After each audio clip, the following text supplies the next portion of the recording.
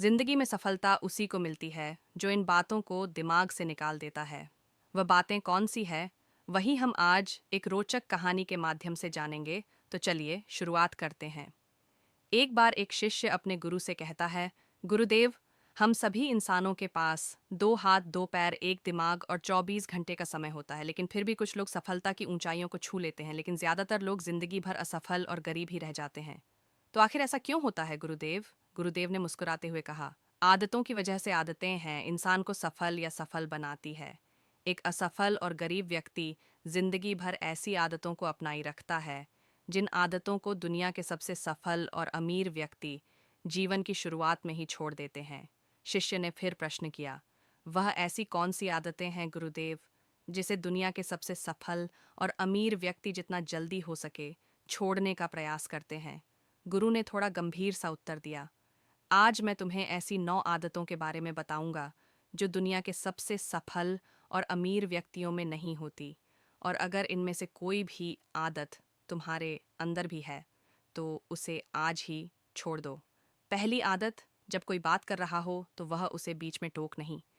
यह आदत दुनिया के लगभग हर सफल व्यक्ति में पाई जाती है कि वह सामने वाले को अपनी बात पूरी कर देने देते हैं, उसे कभी बीच में टोक नहीं। वह सामने वाले की बातों को पूरे ध्यान से सुनते हैं, और न केवल सुनते हैं बल्कि उसकी बातों को समझने का भी प्रयास करते हैं। वह अपना मन मारकर या जबरदस्ती सिर्फ अपना मुंह बंद रखकर सामने वाले की बातों को नहीं सुनते, बल्कि वह सामने वाले के नजरिए और उसकी भावनाओं को समझने के लिए उसे सुनते हैं। क्योंकि अगर कोई जबरदस्ती अपना मुंह बंद रखकर सामने वाले को सुनने का प्रयास करता है तो उसके अंदर घुटन होनी शुरू हो जाती है, और फिर वह अपने घुटन को कम करने के लिए फिर थोड़ी देर बाद हर बात पर लोगों को टोकना शुरू कर देगा। इसीलिए एक सफल व्यक्ति लोगों की बातों को ध्यान से सुनने को अपनी आदत बना लेता है, लेकिन ज्यादातर असफल लोग लोगों की बातों को ध्यान से सुनते ही नहीं, और अगर सुनते भी हैं तो सिर्फ सामने वाले की बातों का जवाब देने के लिए। लोगों की बातों को ध्यान से ना सुनने और उन्हें बीच में ही टोक देने के 2 बड़ी नुकसान हैं। पहला, अगर सामने वाला कोई महत्वपूर्ण बात कर रहा है और हम उसे बीच में टोक देते हैं तो हो सकता है कि वह उस बात को ही भूल जाए, या फिर वह इसे अपना अपमान समझकर उस बात को बताए ही ना, और हम एक महत्वपूर्ण सूचना से वंचित रह जाएं। दूसरी आदत, सफल और अमीर लोग अपनी गलतियों, अपनी नाकामयाब हों के लिए किसी दूसरे को दोष नहीं देते। मैं सफल हो जाता, लेकिन मेरी किस्मत ही खराब थी। आज मैं बहुत आगे बढ़ चुका होता, लेकिन मेरे माँ बाप ने मुझे ठीक से पढ़ाया ही नहीं। मैं कमाल कर देता, लेकिन मेरे घर वालों ने मेरा साथ नहीं दिया। यह जो दूसरों पर आरोप करने की आदत है, यह व्यक्ति को थोड़ी सी खुशी तो दे सकती है, यह उसके घमंड को ही बढ़ा सकती है, लेकिन अंततः यह व्यक्ति को असफल बनाकर रखती है। ज्यादातर लोग अपने आलस्य, डर और निकम्मेपन को छुपाने के लिए दूसरों पर आरोप तो लगा देते हैं, लेकिन अंदर ही अंदर उन्हें पता होता है कि सच्चाई कुछ और ही है। लेकिन जो सफल और अमीर बनते हैं वो अपनी गलतियों और सफलताओं की जिम्मेदारी खुद लेते हैं और उनसे सीखकर आगे बढ़ जाते हैं।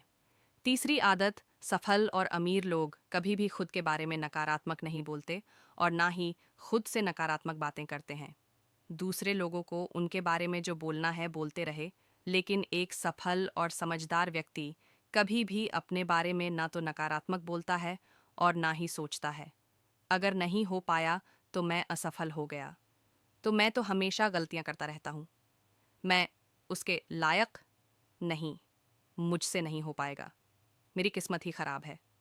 ये सारी नकारात्मक बातें जब कोई व्यक्ति जाने अनजाने में खुद से बोलता रहता है तो वह ऐसे मानसिक दलदल में फंस जाता है जहां से फिर वह बाहर निकल नहीं पाता। इसीलिए जब भी तुम्हारे दिमाग में इस तरह के नकारात्मक विचार आए तो खुद को उनसे बचाने के लिए कुछ सकारात्मक करना शुरू कर दो, जैसे किताबें पढ़ना, व्यायाम करना, अपनी सांसों पर ध्यान देना या किसी अच्छे व्यक्ति से बात करना इत्यादि। चाहे कुछ भी करो, लेकिन खुद से नकारात्मक बातें मत करो। एक सफल और समझदार व्यक्ति कभी भी खुद से ऐसी बातें नहीं करता, क्योंकि वह जानता है कि व्यक्ति जैसा खुद के बारे में सोचता है और बोलता है वह वैसा ही बनता चला जाता है। चौथी आदत, सफल और अमीर लोगों के निश्चित लक्ष्य और प्राथमिकताएं होती हैं। अगर तुम्हारे पास कोई लक्ष्य नहीं है तो तुम आगे कैसे बढ़ोगी?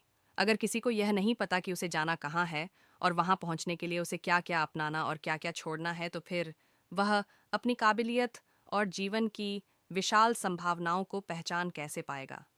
जिस व्यक्ति के पास सुबह बिस्तर से जल्दी उठने का कोई कारण ही नहीं है, उसका पूरा दिन फिजूल के कामों में ही बीतता है। एक सफल व्यक्ति सफल ही इसीलिए है क्योंकि उसने अपने जीवन का मकसद खोज लिया है और उस पर काम कर रहा है। ज्यादातर लोग असफल ही केवल इसलिए हैं क्योंकि उन्होंने अब तक अपने जीवन का मकसद ही नहीं खोजा है, जो कि सफलता की पहली सीढ़ी है। पहली बात, हमारी सफलता हमारी सोच पर टिकी होती है, इसलिए हमेशा बड़ा सोचिए। दूसरी बात, अगर आपके पास करने की इच्छा है तो आपको और भी मिलता चला जाएगा, लेकिन अगर आपके पास करने की इच्छा नहीं है तो आपसे जो है वह भी छिन जाएगा। जो अभी आपके पास है, इसलिए जो भी आपके पास है उसके लिए हमेशा ऊपर वाले की आभारी रहिए।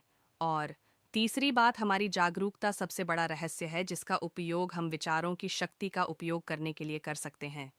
गुरु ने आगे कहा, पांचवी आदत, जो भी इस दुनिया में अपनी मेहनत से सफल, और आपने शायद सुना होगा, जीवन में सफलता पाने के लिए आपको कठिन मेहनत करनी चाहिए, संघर्ष करना चाहिए और बिना रुके कोशिश करते रहना चाहिए।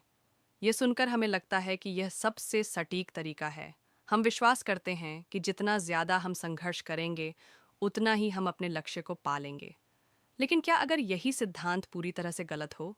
क्या होगा अगर मैं आपको बताऊं कि जितना हम किसी चीज़ के लिए ज़्यादा जोर लगाते हैं, वह उतनी ही हमसे और दूर चली जाती है? क्या आपने कभी सोचा है कि जब हम किसी चीज़ को बहुत ज़्यादा पाने की कोशिश करते हैं, जैसे कि खुशी, प्यार, सफलता या शांति, तो वह हमें और दूर क्यों जाती है? क्यों जब हम अपने जीवन में संतोष और शांति की तलाश करते हैं, तो अंदर की बेचैनी और बढ़ जाती है? क्यों जब हम किसी लक्ष्य को हासिल करने के लिए लगातार दौड़ते रहते हैं, तो वह हमें कभी पूरी तरह से नहीं मिलता? यह कोई संयोग नहीं है, बल्कि यह एक गहरी और प्राचीन सच्चाई है जिसे द बैकवर्ड लॉ कहते हैं। यह सिद्धांत हमें बताता है कि सच्ची सफलता, शांति और संतुष्टि का राज कभी भी जोर लगाने में नहीं, बल्कि छोड़ने में है। जितना हम किसी चीज़ को ज़बरदस्ती पकड़ने की कोशिश करते हैं, वह उतनी ही हमारे हाथों से फिसलती जाती है। आप यह सोच सकते हैं कि क्या सच में हम सब जानते हैं कि सफलता, खुशी और शांति पाने के लिए कड़ी मेहनत करनी पड़ती है? लेकिन क्या अगर असल में कड़ी मेहनत से ज़्यादा स्वाभाविक रूप से जीने की कला है और यही हमें हमारी मंजिल तक पहुंचाती है? आपने कभी महसूस किया है कि जब आप बहुत ज़्यादा कोशिश करते हैं, तो चीज़ें उल्टी दिशा में क्यों जाती हैं? जब आप सोचते हैं कि अब बस और थोड़ा और मेहनत करने से परिणाम आएगा, तो आपको लगता है कि कुछ और समय या प्रयास की ज़रूरत है। यह विचार आपके भीतर एक संघर्ष और असंतोष का जन्म देता है। वहीं अगर आप थोड़ी देर के लिए इस सोच को छोड़ दें और बस उसी क्षण में रहें, तो क्या होता है? क्या जब आप खुद को और दुनिया को थोड़ा सा ढीला छोड़ देते हैं, तो क्या चीज़ें अपनी जगह पर नहीं आने लगती? ये वही सिद्धांत है जिसे प्राचीन समय के महान संतों और दार्शनिकों ने समझा था और जिसे आधुनिक विज्ञान भी मान्यता दे रहा है। डी बैकवर्ड लॉ यह कहता है कि जब हम अपनी इच्छाओं से बहुत ज्यादा चिपक जाते हैं, तो हम जो चाहते हैं वह हमारे पास नहीं आता। असल में हम उस दिशा में जा रहे होते हैं जो हमें और अधिक तनाव और असंतोष देती है। आज हम इस सिद्धांत की परतें खोलने जा रहे हैं। हम देखेंगे कि कैसे छोड़ने का तरीका असल में हमें जीवन में अधिक शांति, संतोष और सफलता दिला सकता है।